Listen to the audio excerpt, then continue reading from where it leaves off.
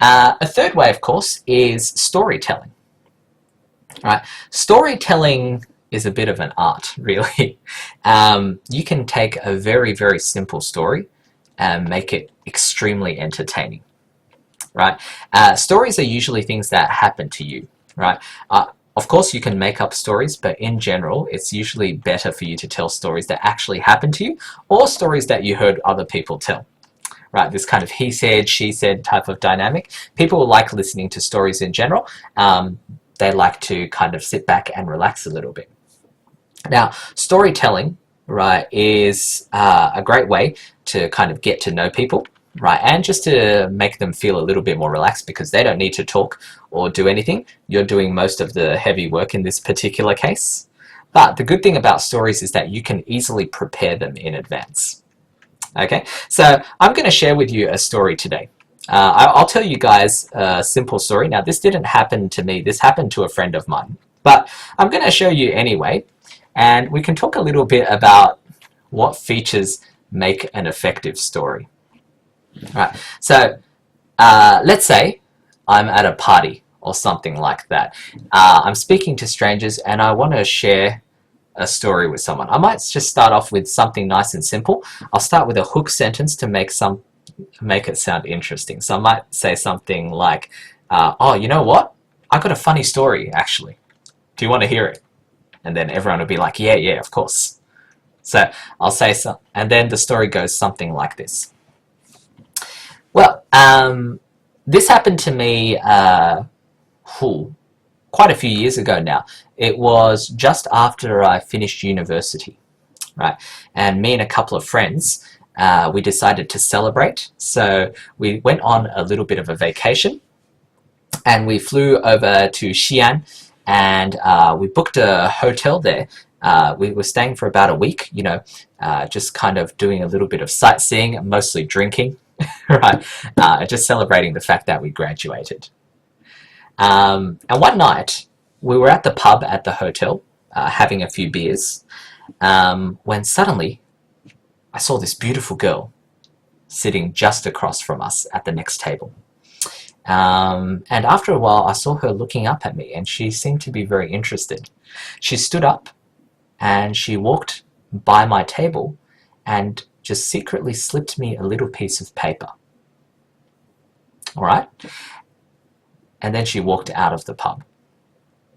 None of my friends saw this happening, so it's our little secret. I opened the piece of paper and it just says, meet me here at 9 o'clock. So at the time I was very young and I was really excited. I was thinking, oh my God, what's happening? Right? Is she interested in me? She must be interested in me, right? Because otherwise, why would she give me the note? So at about 9 o'clock, I said to my friends, all right, you guys got to go. All right, go back up to the room and wait. I need to meet somebody.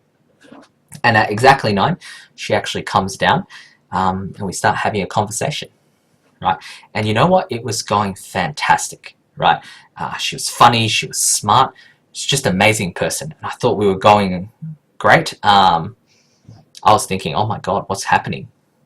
Are we going to get romantic? Is she going to be my future wife? I was really excited.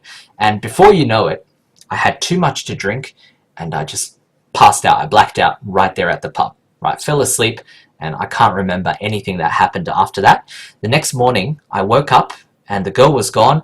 It was already like 9 o'clock in the morning. The whole pub was completely empty and I had a huge headache from the night before.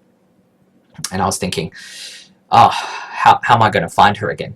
Maybe if I come down again at night, maybe I'll see her again. Maybe she's staying at the same hotel. So I start going up. I was thinking, let's go back to the room and have another sleep. When suddenly the bartender stopped me and he was like, hey man, you haven't paid for all the drinks last night yet. Right? And he gives me the bill. And the bill was about $10,000. It was a crazy huge bill. And I was thinking, oh my God, how could we possibly have drunk that much? Where did the girl go? There was all these questions going around my head. And so I quickly called my friends and I'm like, hey guys, you got to help me out.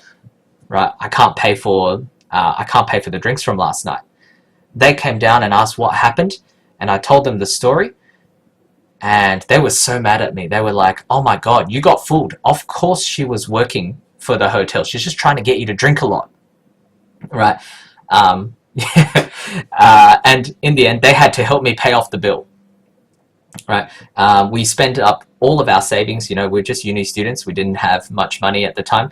Spend all our savings, and then we spent the rest of the holiday sitting there in the hotel room, not being able to do anything or afford anything.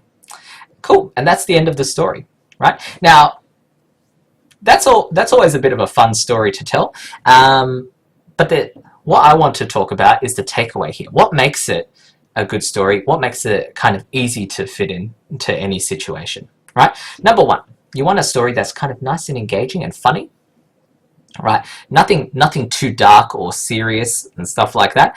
The easiest type of joke or humor to play is when you're criticizing yourself, right?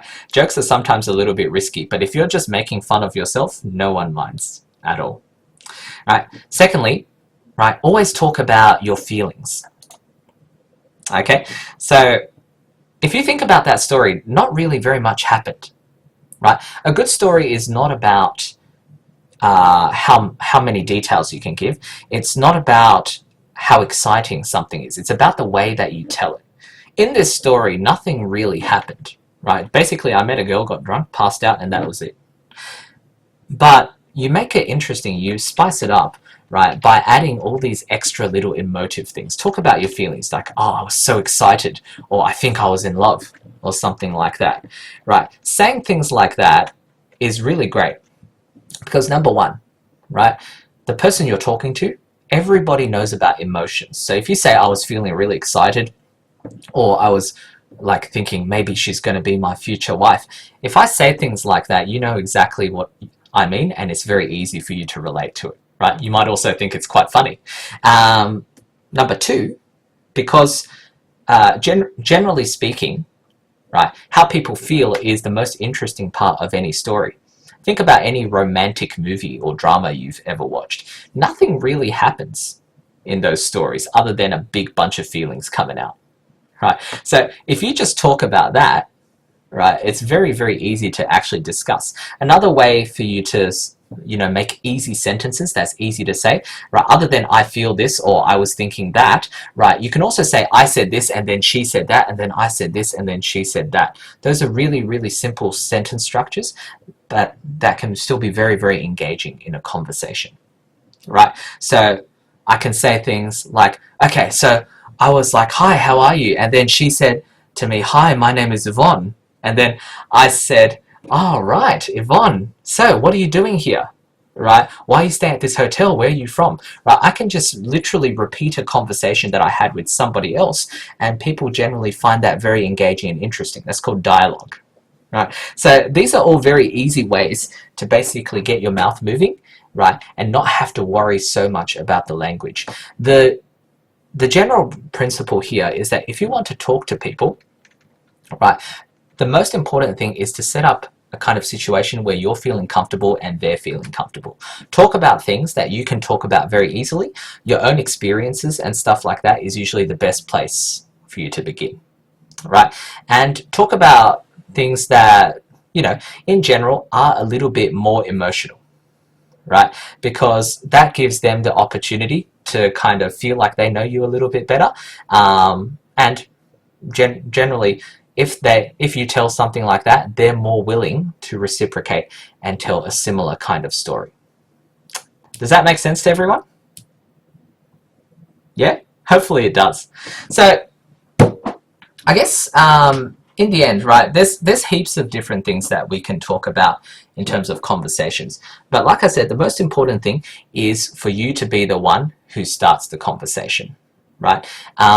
Start by asking questions. Start by getting to know the other person, right? Find out